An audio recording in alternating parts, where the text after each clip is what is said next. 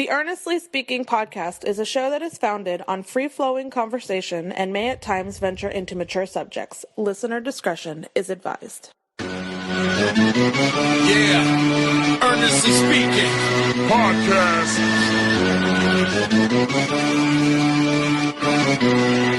Let's get it. I'm a giant in New York, in Miami carry heat. So much more in store, my product can flood the street. Opinion Nation Godfather, CEO. Puff in the late 90s, gon' see me blow. Oh. Got my hustle on, no imitation of fad. Army of untouchables, Opinion Nation staff. Never an off season, homie, check the numbers. Heart throbbing my own right, supplying southern comfort. Earnestly speaking, my ego is well fed. Earnestly speaking, you're too feeble and no threat. See, I'm like a hurricane, you're a mild breeze. Earnestly speaking, leaving Eli a dynasty. Shake!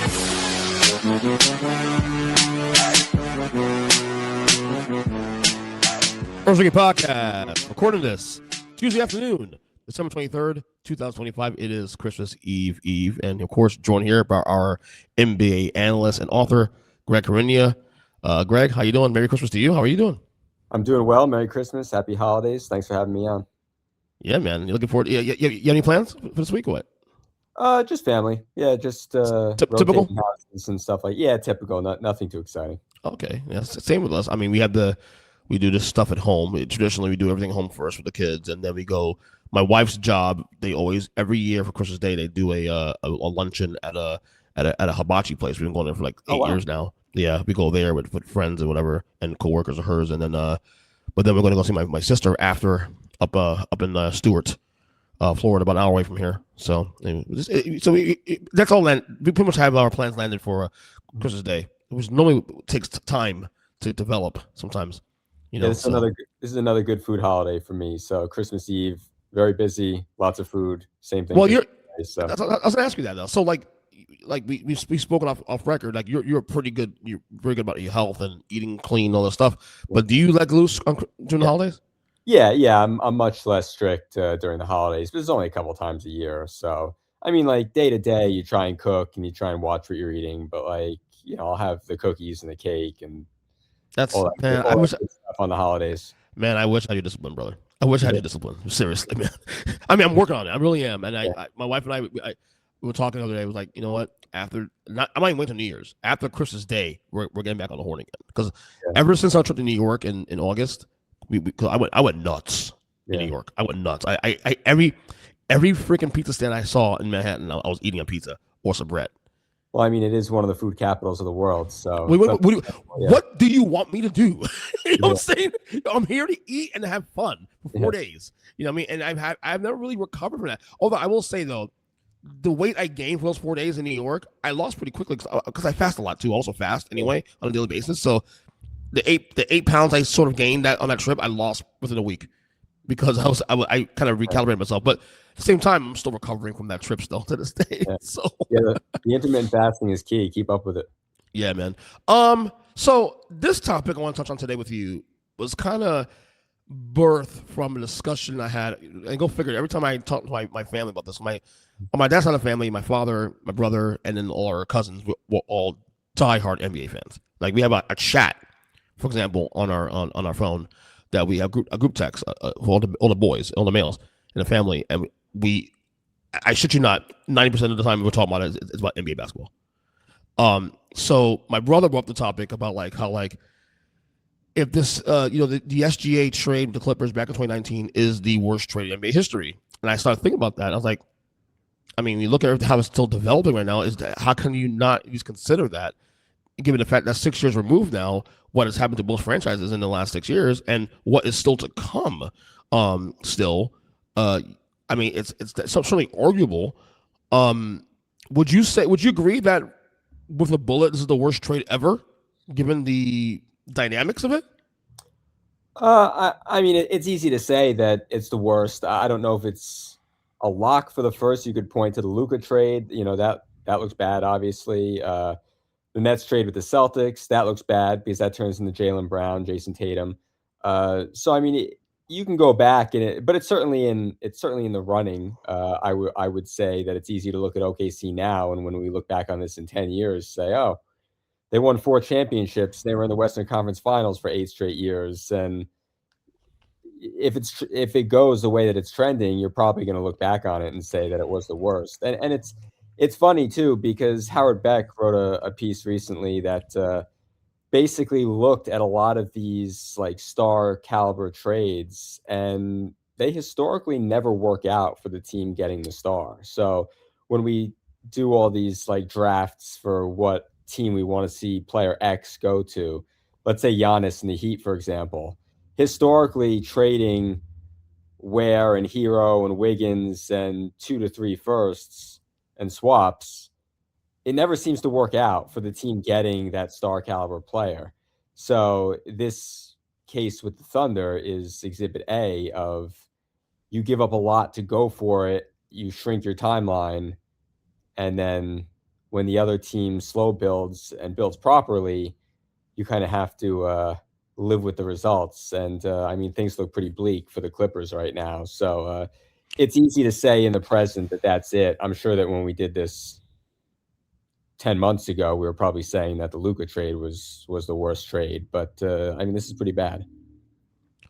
And yet there's a lot of revisionist history in this too, also, because you know, you if you had to go do it all over again in 2019 and put yourself in a frame of 2019, you still make that move, because here's the deal: Kawhi Leonard was looked at as, at the time, a top 3 player. You know what I mean? Paul George was that still a pretty top 10-ish player in the league. So the moves that they made to facilitate that move, you would do it over again, because no one saw SGA being this good. It was never on the radar of SGA being a top 5 player, a top 3 player, an NBA champion, a lead dog of an NBA championship team. What makes the trade bad is not even the players anymore. Certainly what's happened to players, Kawhi not staying healthy, Paul George, obviously that whole thing. SGA's ascended to, the stratosphere now. We look at him as probably a top 25 player all time at some point. It's the capital the Clippers gave up for him. It's the capital. It's what they risked their franchise now. And now I look at this trade now, and they're not even close to being out of the woods this trade. That's the worst part. Like, Clippers are falling apart now. Like, it'd be one thing if, like, say they're competitive every year. And for the most part, they've been competitive. Then it hasn't parlayed into a championship or even a finals appearance. But you can say they've been competitive. That's 5 years. But circumstances hurt that too, with the injuries, whatever. But now they have no draft capital whatsoever. And as we see in 2025, they're terrible. They're bad. So you're stuck with James Harden, stuck with Kawhi's contract. Paul George is gone, long gone now. Now, granted, Paul George is not doing much better in Philadelphia. You know what I mean? Yeah. And yet you have no draft capital, and you still owe picks to that team, who, by the way, that same team just won the NBA championship and is the best team, and now chasing 70 wins this year. Yeah, and they're getting an unprotected lottery pick this year in one of the deepest drafts in recent memory, maybe since 2004. So, I mean, it's a case of there are discussions where the Thunder are talking about trading some of their picks because they just can't roster them at this point. Like, the Thunder have so many assets and so many good players that they can't even house them on their roster. Meanwhile, a team like the Clippers, like, they don't have any assets. You look across the league. Milwaukee, Phoenix, like, these teams don't have any assets basically, and Oklahoma City has just got so many of them, in addition to 3 good young players that are going to be there for a decade. I don't really know where the Clippers go from here. I think that they will be better than they've been, but the West is so competitive that, like, okay, like, you finish 10th or 11th, like, you're still giving a lottery pick with almost certainty to Oklahoma City. So, I mean, like, that's pretty disastrous. And like you said, like, they're not really close to being out of the woods, and they're also nowhere close to contending. I think the way that they built this team was to have flexibility to go after free agents in the summer of 27. So, not next summer, but the summer after. All these guys will be expiring. But in the meantime, they can't tank because they don't have their picks. There's no incentive to. Yeah, there's no incentive to tank, and the players they've got, they can't really get off of. And if they do get off them, they're not getting anything back for them because those guys make too much money. So it's the perils of trying to sell seats and merchandise and stuff like that. And that's why Sam Presti gets so much credit. I mean, maybe people will say it's easier to do in Oklahoma City than it is in LA, but he made a lot of long-term decisions. And you look at a lot of these teams, to my point earlier about the Howard Beck piece, about the teams making that big swing and shortening their timeline, it almost never works. I mean, Kevin Durant to Phoenix. Again, you can go on down the line. These trades for guys that are 30 and above on the wrong side of 30, it just typically doesn't work out. And I mean, for the Clippers, yes, to your point, you can say no one anticipated Shea being this good, but it's not just Shea, it's also all the capital that they gave up with him. So not only do they wind up with the best player by a lot in the deal, the healthiest, best player, but they also got all these picks along with it. So, I mean, it's the gift that keeps on giving, I guess you could say, for Oklahoma City and for the Clippers, like they're in a rough spot. So they get significant cap room in 2 years. Yeah. Okay. So they, as of right now, if everything holds firm right now, everything stays the way it is now, no changes, no trades, they don't make any moves, let's ride out these contracts. They only have three players on the books. They'll have literally $26 million in $26 million of actual salaries being paid out. Yeah, because by then Kawhi, yeah, Zubac's one of those. Yeah, that's correct. And actually, it'll be an expiring deal, which means if you want to keep them, you can actually extend them at some point. But you look at the rest of we were talking on text a couple days ago about what can they do in the short term to either rebuild or this and that. Number one, you can't really get any. I mean, can you get draft capital back? I mean, if you trade Kawhi or trade some of these big salaries, I mean, probably not. But I guess my question is this: because a lot of times when teams like these that are older, some of these guys do have value to other teams that are on the verge of championship. So, like, say you send Kawhi to a team that's on a piece away, or Harden a piece away, But the thing is, though, can you get back some valuable draft capital to recover somewhat from what you lost OKC? No, I would say no to all that, just because if you're a team that's a James, let's say you're a Kawhi Leonard away, you think you need to match his $53 million or whatever. 50.3, yeah. Let's say $50 million in salary. So you're going to need to cobble together. Like, let's use Miami as the example, because they're always seen as a team that's going after a big player, whether it's Kawhi, whether it's James Harden, whether it's Giannis, whether it's whomever. You still have to cobble together the $50 million for that player. That's gutting your depth just to get that player. So I don't know that James Harden or Kawhi Leonard are guys that you gut your depth over. It'd be one thing if you were just absorbing them into your team. If they were bought out and you were signing them, like a Bradley Beal situation, that was never really going to turn into some great big move for the Clippers, but they didn't have to give up anything for him. It's not like they had to trade 3 players to match his salary. I don't know what team is trading those 3 salaries to get back guys who are on the wrong side of 30. At least Harden, he's going to play. He's going to play his style, but he's going to play. I don't know that Kawhi's going to want to play. I don't even know if Kawhi wants to play. So, I mean, he could get traded to, I'll just use Milwaukee as the desperate team. If Milwaukee says, we'll trade you Portis and Kuzma and Andre Jackson and our last first and a pick swap for Kawhi. That's all our assets left. He doesn't want to go to Milwaukee. And even if he does, he might not play in half the games. So, I mean, that doesn't make sense for a team even that could elevate to a certain point with a move like that.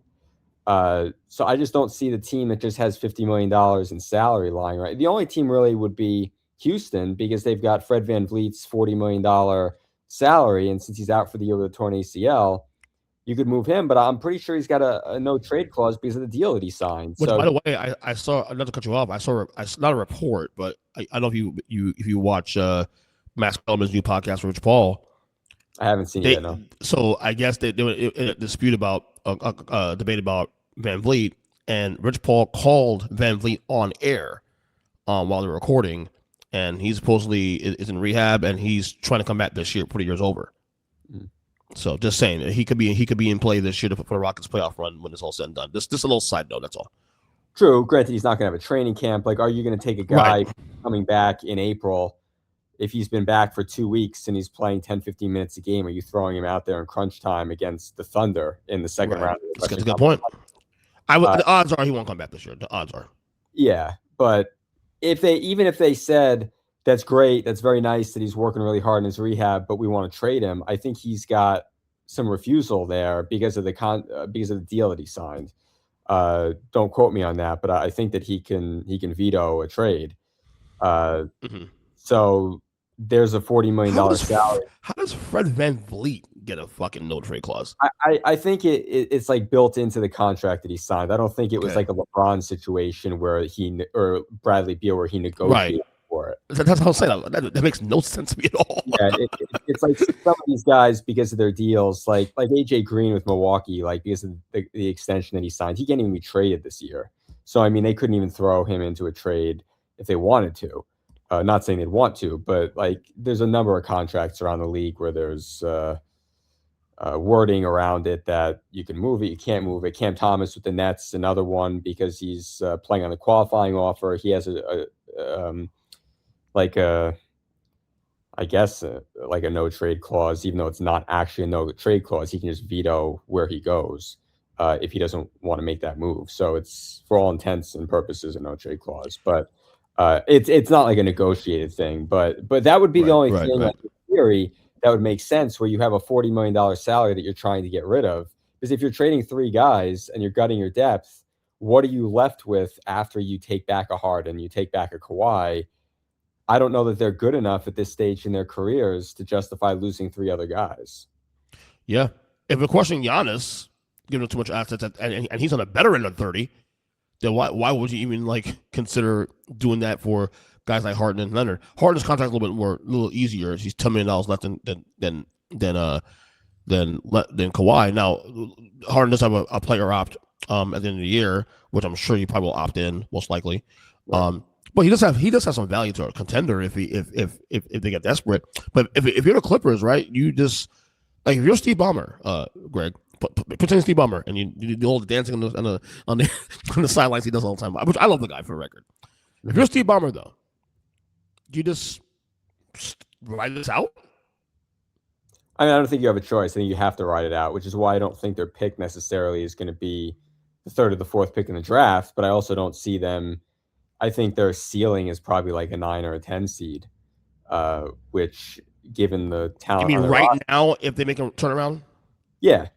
I don't see that. They'll pass Utah, they'll pass Portland, but I mean, it's like after that, where are you going? Like, you're not passing the Warriors, for example, because you're already at a huge deficit. You know, I mean, because the Warriors are like a 500 team, but I think the Clippers, I mean, they have 8 wins, so 7 or 8 wins. That's pathetic, bro. For a team, I mean, that's 7 games behind where the Warriors are. So, and the Warriors haven't even been that good. So, I mean, I'm just saying that if you extrapolate that over the rest of the season, it's not that easy to make up 7 or 8 games to get to. You have to make up 9 or 10 games just to get to like a 5 or a 6 seed. And the worst part too is Kawhi. Okay, they've played 26 games this year, the Clippers, so far. 27 games so far this year. Yeah, so we're about a third into the season, a third of the way. Okay, so he's played 18 games so far this year. He's having a solid year. 25 points a game, 6 boards, 3 assists, whole 9. It doesn't make any sense why they're this bad. I can understand them being a play-in team and maybe being in the 500, but to be this bad, it makes no sense. What's going on there? Why are they so bad? It makes sense to an extent because they're old and they don't have shooting. I mean, it's. I think losing Norman Powell was a really big loss because, as you see with him in Miami, he stretches the floor. He's a good shooter. I mean, if you look at their lineup, Harden and Kawhi are the only guys that can shoot, and I wouldn't say that Kawhi is like Kevin Durant. He's not. So I wouldn't say James Harden is Kevin Durant. So I don't know. I see those 2 guys shooting it. Zubats isn't a shooter. John Collins is not a shooter. I mean, I know he's had some good games recently, but I mean, those are 2 starters that aren't prototypical shooters. And then if you want to play Chris Dunn, or I know Derek Jones has been hurt, but if you're playing Derek Jones or Chris Dunn, those guys can't shoot either. So, I mean, you're putting a lot of pressure on Kawhi and James Harden to hit shots.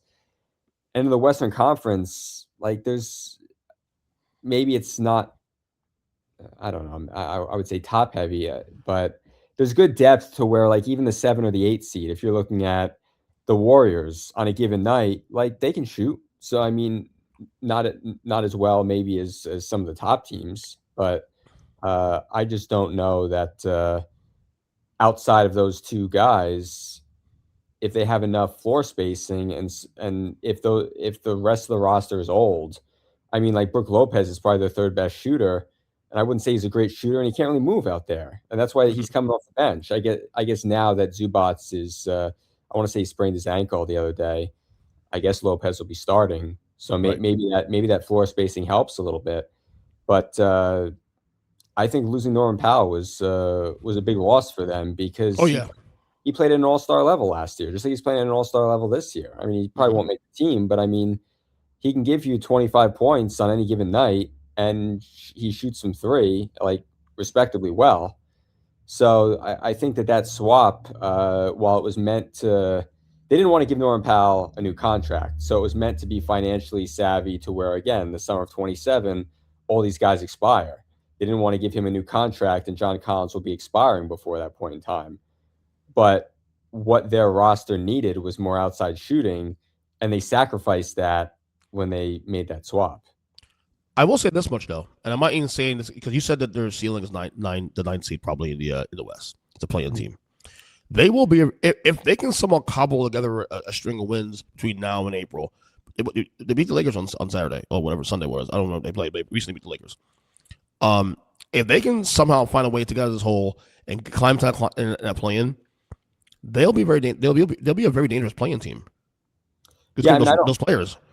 I don't read anything into that Lakers game only because the Lakers were like totally banged up. I mean, they're missing Austin Reeves, they're missing Hachimura, they're missing and they're missing DeAndre Ayton. I mean, again, they had Luka, they had LeBron. I think Luka left that game. Maybe I missed that game, so I'm not sure. So give me the context. I appreciate that. I mean, going into the game, I mean, the Clippers, I think, or maybe the Lakers were favored, but it was like a 1.5 point spread where it was like totally suspicious. And you knew, and then you look at the roster and you're like, okay, they're missing like 4 guys. And that's even giving them Luka and LeBron, but still a lot of their depth have been gutted. So again, not to take anything away from them, but I mean, I just don't think that's like it's not like they went into Oklahoma City and beat the Thunder and it's like, now we've got something here. I think that was pretty much a schedule loss for the Lakers, in addition to having all those injuries. So I'm not going to give them too much credit there. I mean, look, they'll be competitive because they're not looking to tank. They're going to play their guys every single night. So they're going to run into teams. They're going to see the Wizards. They're going to see the Pacers. They're going to see teams that aren't trying to necessarily win games. At some point, the Jazz are probably going to shut it down. You're going to see a team like that. Right.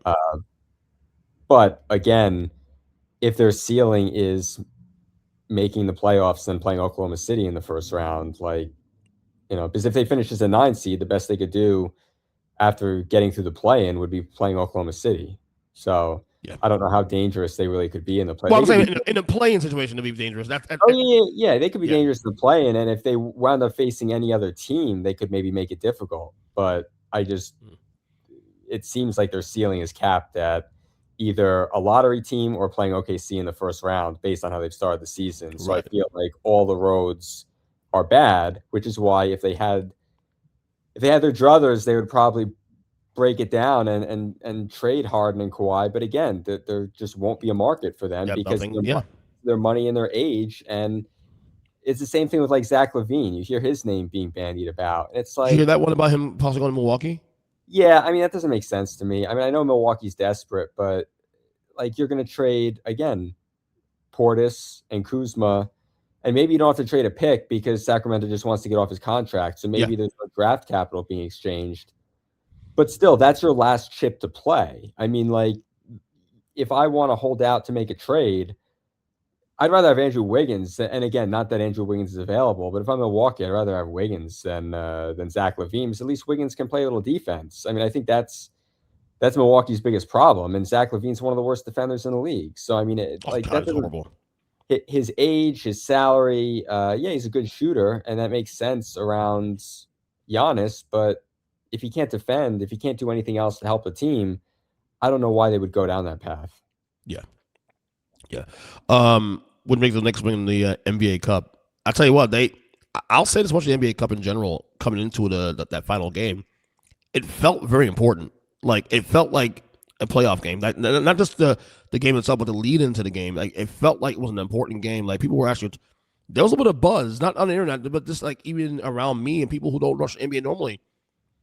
They're talking about it. I don't know if it was because the Knicks were in there, or Wemby was in there, or both, or whatever. But it feels like the third year now. It's starting to feel like, oh, this feels semi-important now in the way it wasn't last year or the first year. Yeah, I mean, for me, it's competition. I saw a lot of Knicks fans say that they didn't even want to get to the finals because they didn't want to have to play a meaningless game and risk guys getting injured and all that. And I'm like, I think that beating a Spurs team that had just beaten OKC is good for their confidence, especially when they're playing in a conference where they're not being tested necessarily on a nightly basis. I don't think there's anything wrong with having a litmus test this early in the season. Right. And that was a good checkpoint for them to say, like, okay, we've got a pretty good thing going here. I think that the Spurs are a really good team. Like now, they're a good team now. So that was a good test for them. I don't think there's anything wrong with the NBA Cup or anything. I mean, like, I don't know that it's something that like I'm selling out if a guy's hurt. I'm rushing him out there to try and win it. Right. But at the same time, it's an opportunity to get a litmus test way before the playoffs start to kind of see where you are in regards to some of the other really good teams in the league, and they passed that test. So I don't think there's any complaining that should be done about it. I know the Knicks aren't playing their guys late. They're sitting like 4 guys later. Brunson's not playing. I think he's being load managed. I think Anunoby's not playing. And then you've got McBride, who's already out, and Shaman, who's already out. And you'll see fans saying, oh, they went all out to win a meaningless game against the Spurs, and this game counts in the standings. And it's like, look, they can afford a loss here and there. I think that treating those games as preparation for the playoffs and seeing where you are has some value to it. So I think that it's interesting from that standpoint. I mean, again, I wouldn't sell out if a guy's hurt. I'm not rushing him back to play, but at the same time, I'm also not resting guys in it because it's so meaningless. I think there's value that can be taken from it. One thing that annoyed me about people's commentary on it, the ones who were negative about it, and I'm not necessarily saying I'm positive about NBA Cup because I told you, to me, it's an NBA game. I'm going to watch it. Okay, to me, it's another regular season game. If it happens to be an NBA Cup game, so be it. But it's still a regular season game. People saying, "Oh, it doesn't matter," and whatever, and this is just whatever, and talking about how like Kobe and all the old players of yesteryear. When you know damn well that if the NBA Cup existed in a time where Michael Jordan's playing and Kobe Bryant's playing, they will take it just as serious. So they're not vouching for their heroes in a way you think you think you know them. If Kobe Bryant if the NBA Cup existed in a time Kobe Bryant was playing basketball, damn well Kobe Bryant, if they won the NBA Cup, will take that and put some pride in that thing. Yeah, it's competition. I mean, like Michael Jordan, whether he's playing dice or cards or golf or basketball, like he didn't want to lose at anything. So I mean, I think that it's competition, and it's good value for the Knicks to see where they are against other good teams. It's people liken it to a preseason game, but a preseason game, you're only playing your guys for the first half, and you're playing your backups. If that, and you're playing your backups and your G League players in the second half. This is a game where both teams played their guys to win, and there's value in that. So I think that it's a fine experiment that the league has done. I don't think that it's meaningless. I think there's value to it. Again, I wouldn't go all out for it. It's not like I'm trading players to try and compete in the NBA Cup. But at the same time, if it's there in front of you, you're going to try and win it. Having said that, is there something there for the Knicks to take away from specifically this NBA Cup and propel this to an NBA Finals berth and maybe even a championship? I mean, I think right now the clear front runner in the East. I mean, maybe not clear. I mean, Detroit's still very good. But if I had to pick between those two teams, I think Detroit's a great regular season story, but I would still take the Knicks' experience and talent over Detroit. I think there's still a couple things with Detroit's roster that I wouldn't necessarily love in a 7-game series. But and then I guess you also have Boston with the prospect of Tatum coming back. So they might be the favorite. But I mean, as of today, with no moves on Detroit's side, look, they could make a move. They got plenty of assets, and Tatum not back. The Knicks are the favorite, and I think to go against one of the other favorites in the league, again, it's a good barometer for them. And after watching the Spurs a number of times over the past few weeks, I can't see any scenario in which they make any sort of big trade. I mean, like, I think you can take them right out of the Giannis sweepstakes. I don't know. Would I do that? I stated on the podcast last week, I wouldn't even get involved in it. Like, why would you shortcut your leap when you have the pieces now to win? Yeah, because Castle has turned out to be way better than I think anybody anticipated. He's a great defender. He can score 20 points a game. Still young. Dylan Harper, same thing. Wemby, still young. I mean, they've got all these guys under 23.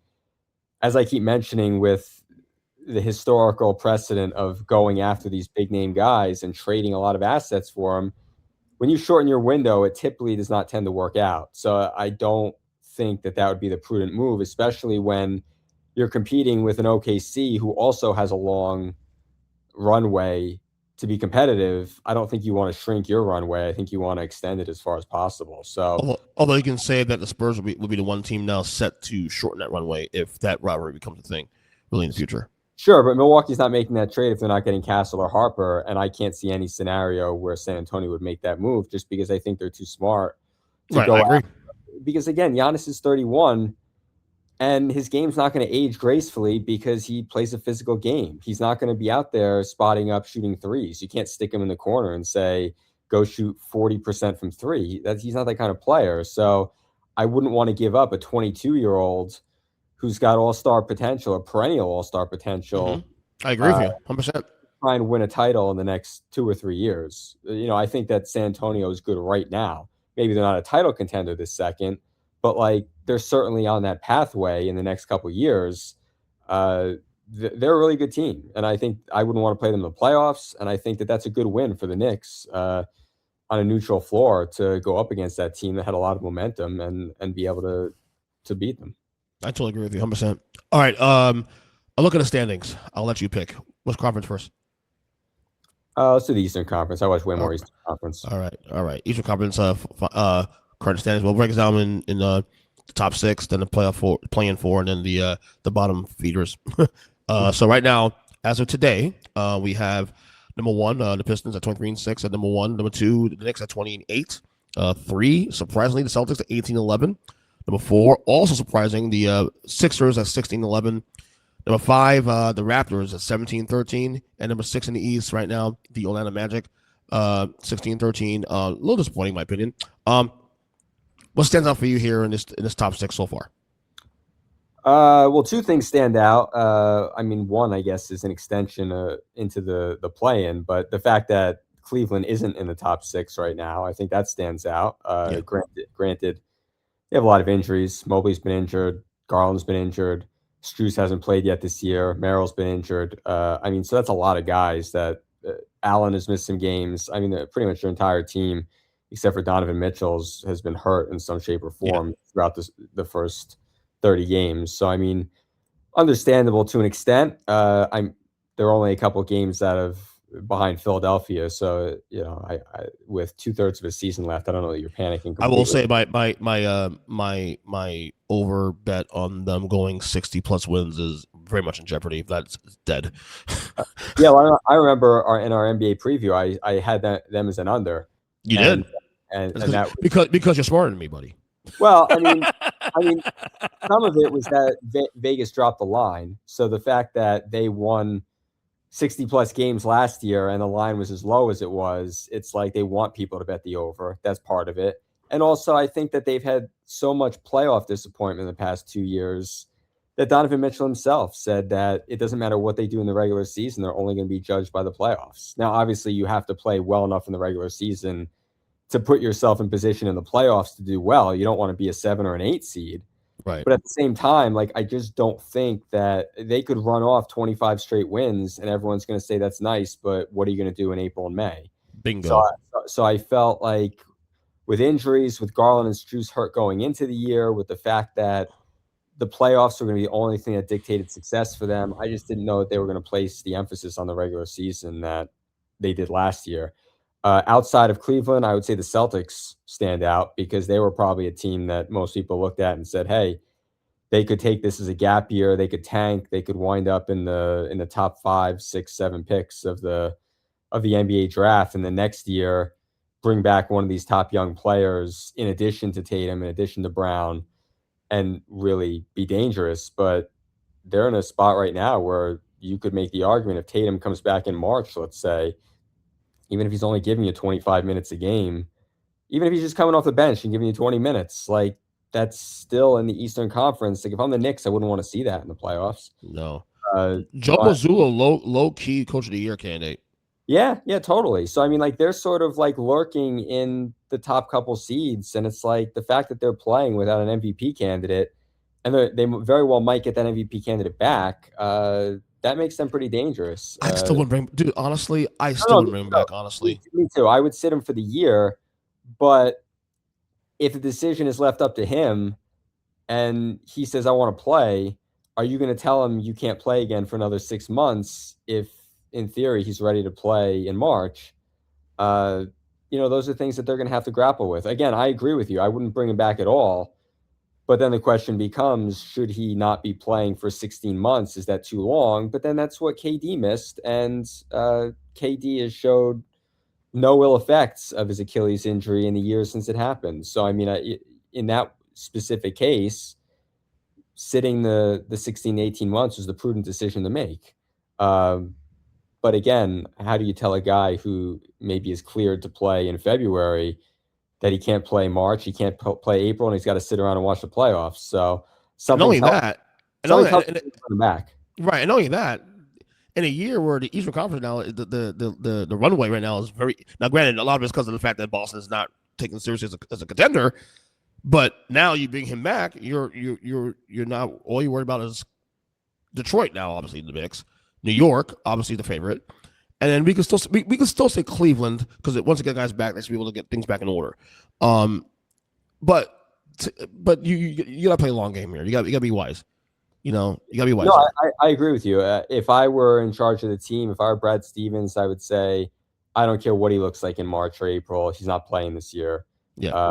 Whether he likes it or not, I can't risk the next 8 years of my franchise over a move where even if he comes back and plays, let's say they go to the finals, like they're not beating OKC anyway. So I'm just not risking possibly ruining his career over some, I don't want to be short-sighted here. I think that taking the long-term vision of the health of the franchise is the more prudent thing to do. But something tells me he will be back in March. That would be my guess. Well, something to talk about. Yeah. Philly at 4 for me. It's a very cool story, and this is also what Joel Embiid pretty much played. Well, how many games he played this year? Like what, 8? I mean, I don't know how many games he's played, but I'll tell you that from the games that I've watched him play, he has not looked very good. So I mean, like he does not move well on the floor at all. So the fact that they're in 4th with Paul George missing games here and there, with Embiid being mostly out of the lineup, trying to integrate a rookie into your starting lineup. I mean, I know Tyrese Maxey might not be an MVP winner, but he should certainly be in the top 5. I agree. I don't know where Vegas has him, but I mean, he's played great, and basically he's the reason why they're not where Milwaukee is right now. Yeah. He's played 11 games this year so far. Now he's averaging 20 a game. He's not shooting well at all. Yeah. But here's the thing, though. If you're Philadelphia, you kind of want this, though, because he's not playing enough games yet. He's resting, what do you call it? But you're still winning games. So can you maintain this, what you have currently now, keep Embiid, on the minutes restriction, all that stuff, and then for the playoffs, you throw the whole thing at them. I mean, that's a good idea, and maybe that's what they're going to try and do. I mean, my issue with him isn't even so much his offense; it's that he can't jump. Like he doesn't rebound anymore because he pretty much can't get off the floor. So I mean, I feel like they're a more dangerous team when they're playing Dominic Barlow and Adem Bona, even Andre Drummond. Like, not that Andre Drummond is some great athlete at this point, but like he's still a good rebounder.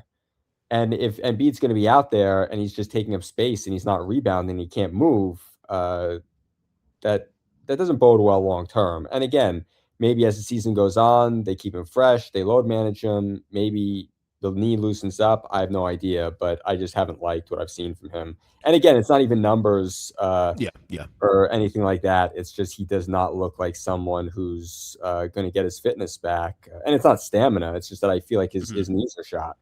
Right. Anything else in the six-thing one that stands out, or you good?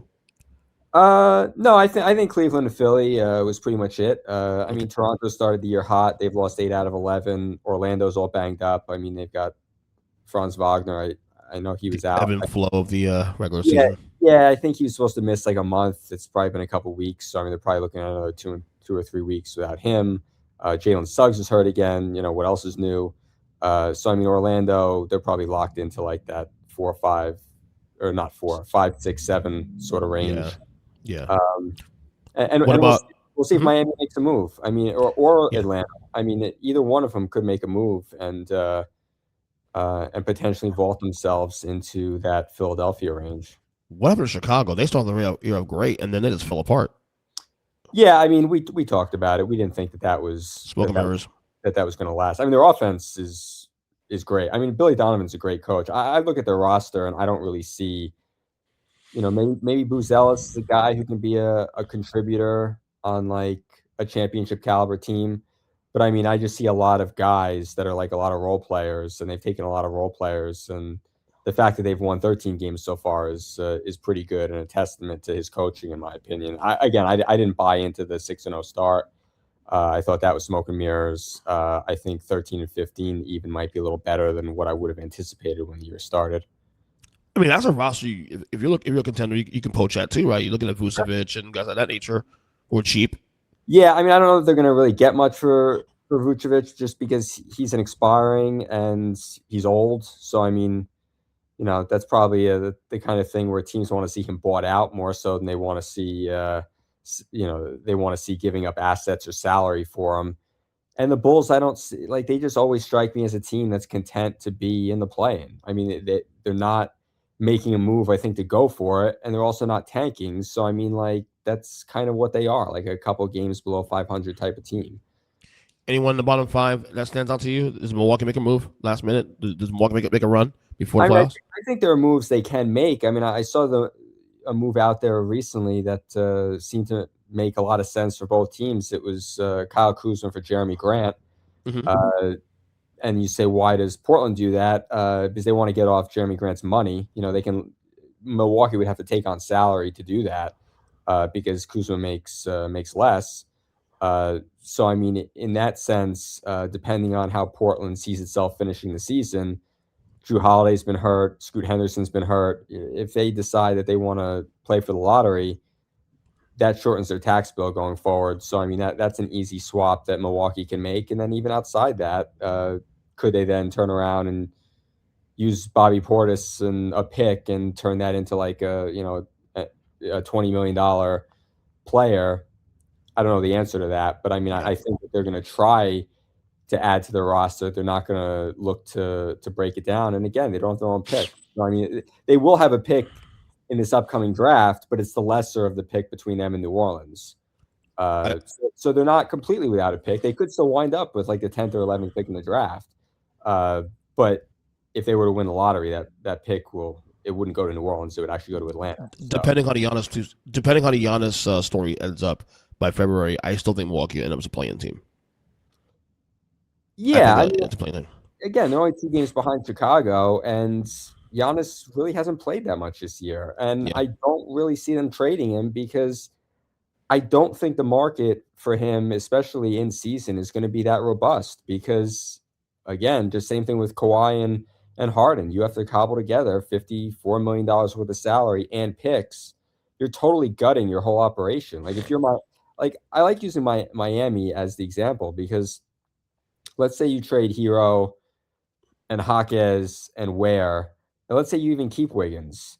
I mean, does Giannis really fit with Bam? Because neither one of them can space the floor. You know, that's kind of like I guess it's like they're so talented, you figure it out. But from a spacing standpoint, that's kind of weird.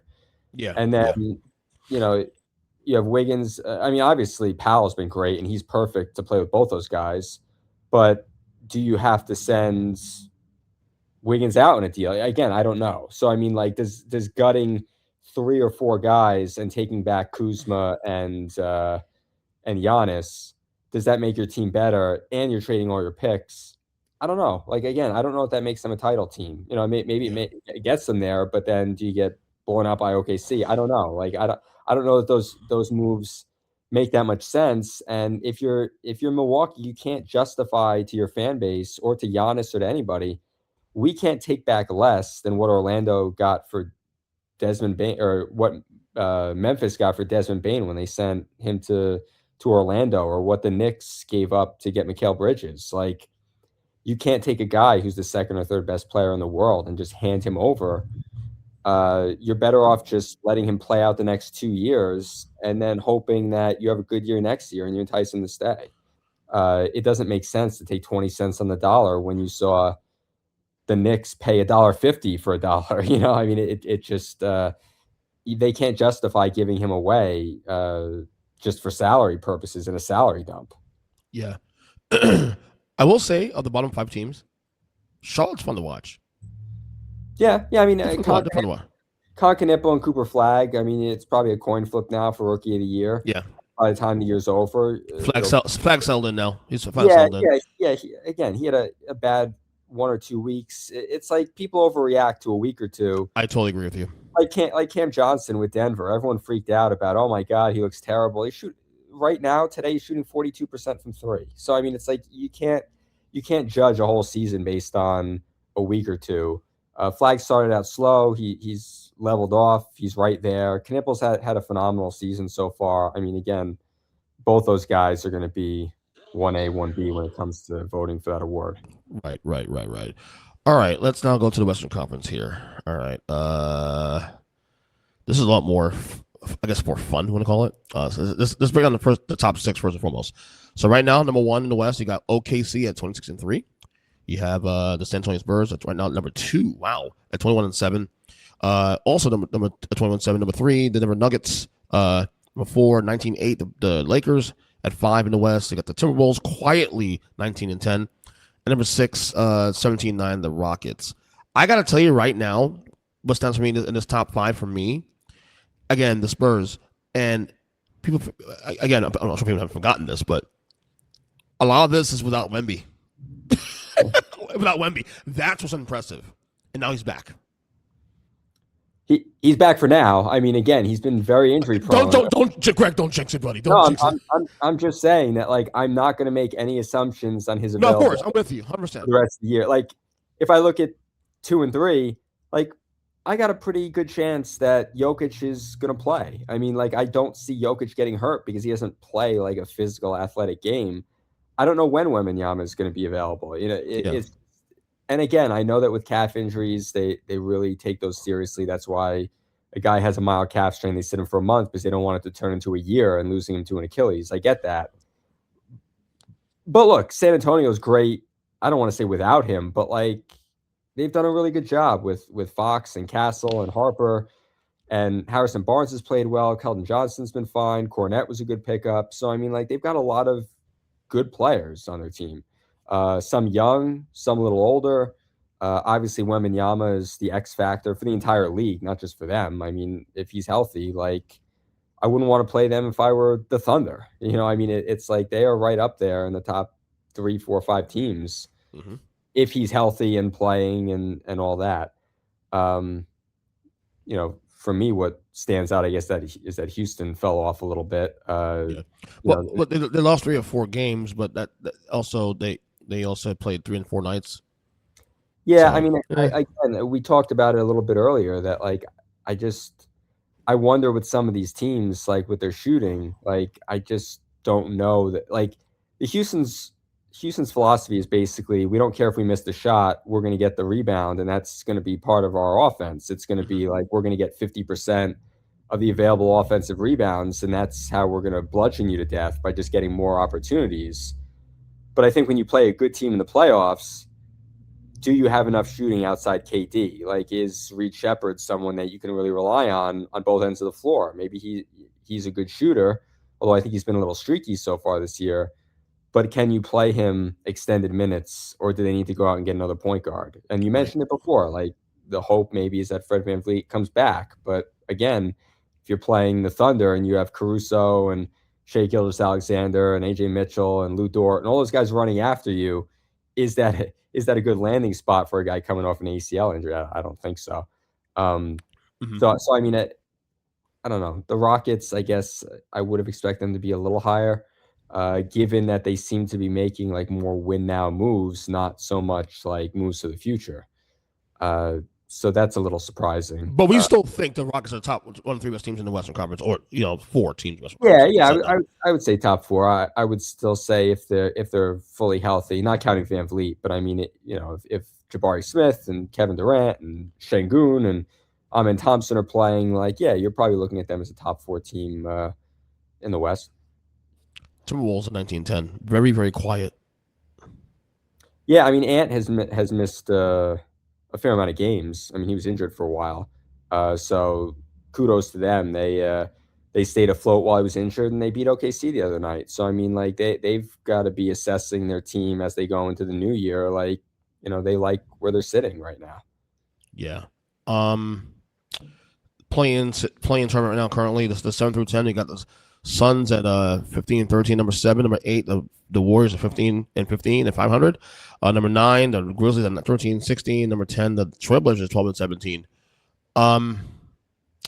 Obviously the Warriors are disappointment. We wax point about these guys every time we're on the podcast.